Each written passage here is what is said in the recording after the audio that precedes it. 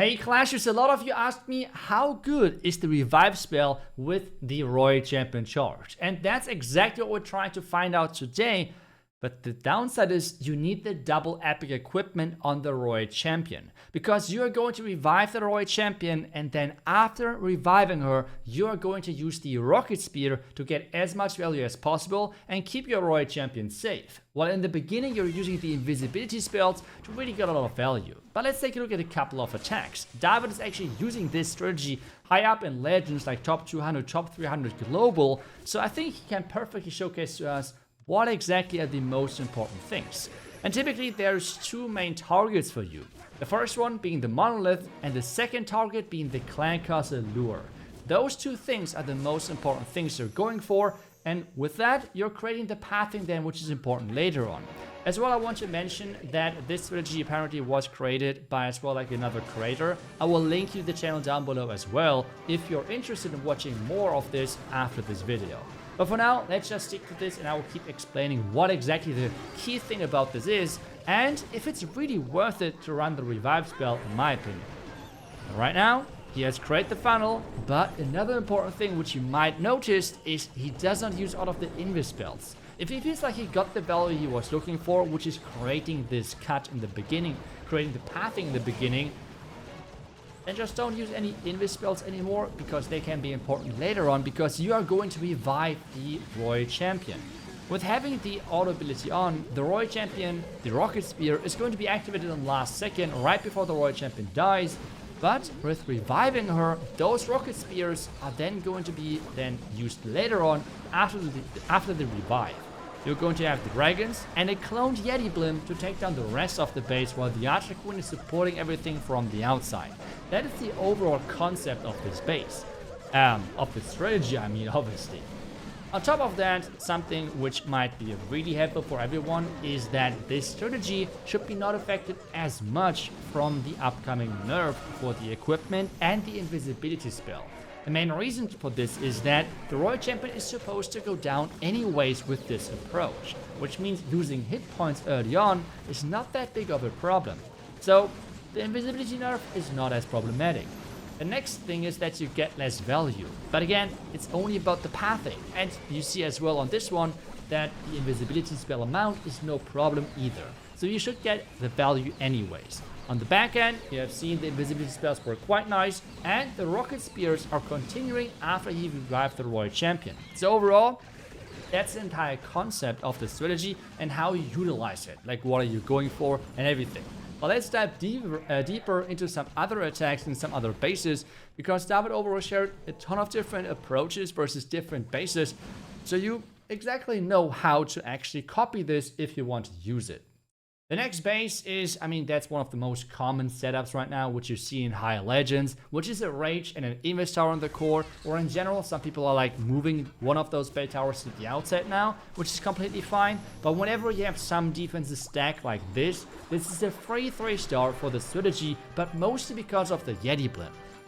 And that's the next thing, the Yeti blimp. That thing is typically a really big no-go for air attacks, because you might lure out the clan castle, and that is a big problem then for you in the core, because you have ice golems freezing all of your dragons and you cannot move forward whatsoever. This is where the Royal Champion charge is coming in, and this is why I said the monolith and then the clan castle are your two biggest objectives to take down or to lure early on. And that was the same case again here, going for the monolith and then the clan castle lure. The clan castle troops are now running over to the Archer Queen, where you're going to support her a little bit with some dragons and then send all of the dragons in. Because of the Yeti blimp, you don't even have to funnel. If the dragons are splitting up, you don't care, it's completely fine. This strategy is a really easy beginner strategy. It's really noob friendly, which is exactly summarized the revive spell. More about that a bit later, because I will share my opinion about the revive spell at the end of the video more specifically. Blimp, clone, everything in the core, and the core is gone. This is why I think this is one of the best strategies right now versus those core bases with everything stacked in the middle. You cannot really defend this. The only thing on how you can possibly defend this is predict the entry of the blimp, place the tornado trap against it, and then catch the blimp after the vulnerability ran out with some black mines. That's the biggest bet. Revive the Royal Champion so she can support the remaining dragons. On this one, it wasn't even really needed. The base is already gone pretty much. The Royal Champ is just supporting, which is not a bad thing either, but the dragons could have finished the base anyways.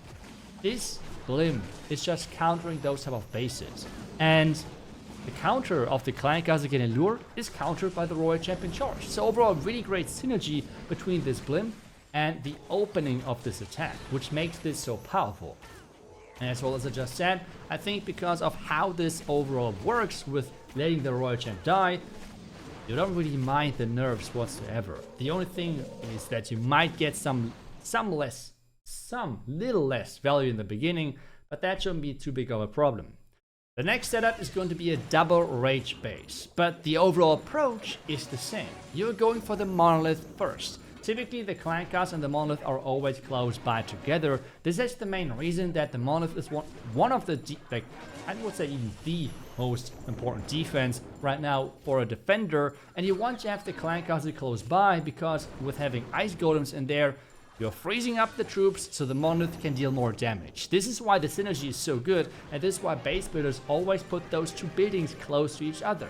But that is perfect for this strategy because you're getting both at the same time and your highest priorities are gone.